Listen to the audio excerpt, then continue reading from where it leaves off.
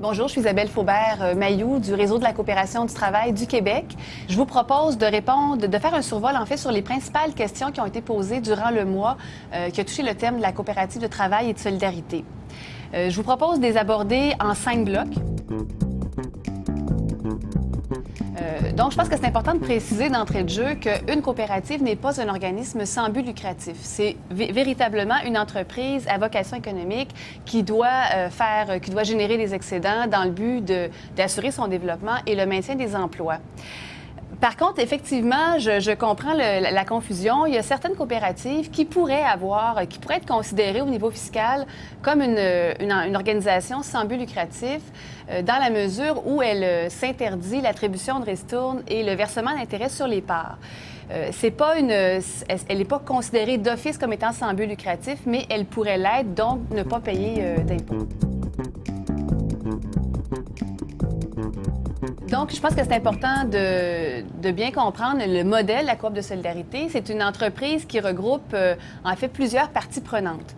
Donc, c'est une entreprise qui peut être constituée de membres consommateurs, de membres producteurs. Donc, des entreprises peuvent être membres de la coopérative, des membres travailleurs et des membres partenaires, qu'on appelle des membres de soutien. Quand on démarre une coopérative de solidarité, on peut maintenant, avec les assouplissements de la loi, démarrer une coopérative de solidarité seulement avec 2 types de membres. Donc, ça peut être des membres, peu importe quelle catégorie, consommateurs, travailleurs, producteurs, travailleurs, avec des membres de soutien. Quand on démarre une coopérative de solidarité, donc, on doit avoir au moins un membre de chacune des catégories et toujours un minimum de membres de soutien.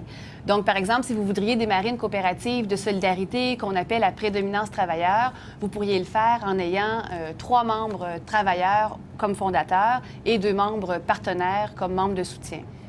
Les membres de soutien peuvent être autant des individus que des organisations. Ce qui est important de noter dans les coopératives de solidarité, pour préserver, entre autres, le pouvoir aux travailleurs, on met une limitation sur le ratio, en fait, de membres de soutien sur le CA. Donc, quand on démarre une coopérative de solidarité travailleurs-partenaires, les travailleurs vont toujours avoir une balance du pouvoir majoritaire sur le CA parce que les membres de CA doivent être limités au tiers des participants sur le CA. Par contre, il n'y a aucune limitation sur leur participation à l'Assemblée générale des membres. Vous avez également posé une question qui touchait le droit de gérance. C'est effectivement une question assez intéressante dans le cas des coopératives, la question de savoir qui peut faire des mises à pied dans une coopérative de travailleurs. Dans le cas de la direction générale, c'est un cas assez particulier. Elle n'a pas un droit de gérance complet dans la coopérative de travailleurs. Étant donné que dans toutes les coopératives, le pouvoir d'accepter un membre et de le démettre est un pouvoir qui est uniquement réservé au conseil d'administration, le directeur général dans une coopérative n'a pas le pouvoir de renvoyer un membre travailleur. Ce pouvoir-là est relégué au conseil d'administration. Dans le fond, on comprend bien que cette façon-là de procéder vise à éviter des abus de pouvoir d'une direction générale sur des copropriétaires. Par contre, si vous avez des travailleurs dans la coopérative qui ne sont pas membres, à ce moment-là, le directeur général ou la coordination a les pleins pouvoirs là, sur le congédiement d'un membre travailleur, évidemment dans le respect des normes du travail. Donc, effectivement, au Québec, il existe un réseau très complet de financement solidaire, en fait, d'outils financiers qui peuvent aider les coopératives de travail et de solidarité dans leur développement. Autant que ce soit au niveau de subventions salariales, des subventions en économie sociale, des prêts en phase de pré-démarrage, des prêts aussi aux entreprises en démarrage et en consolidation. Vous pouvez avoir accès à des financements qui vont de quelques milliers de dollars à plusieurs millions de dollars également. En tant qu'entrepreneur collectif, vous pouvez compter sur le support de plusieurs partenaires financiers dans le développement de votre entreprise, que ce soit le réseau des CEDEC-CLD, le Mouvement Desjardins avec, entre autres, la Caisse d'économie solidaire Desjardins, le Réseau d'investissement social du Québec, la Fiducie du chantier de l'économie sociale, Investissement Québec. En fait, vous avez accès à une panoplie d'outils financiers pour aider à votre développement. Quand on parle de financement, il faut aussi souligner l'importance de la capitalisation des membres dans la coopérative. Donc, il est possible pour un membre d'investir dans sa coopérative sous forme de parts. Dans les coopératives, ce qu'on peut faire pour inciter le financement par les membres, c'est de fixer de l'intérêt sur les parts.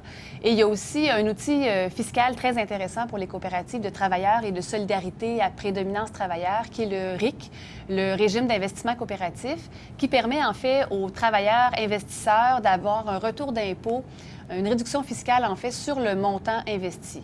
La réduction fiscale équivaut à 125 du montant investi, donc c'est un incitatif assez intéressant pour susciter la capitalisation de la coopérative par les membres.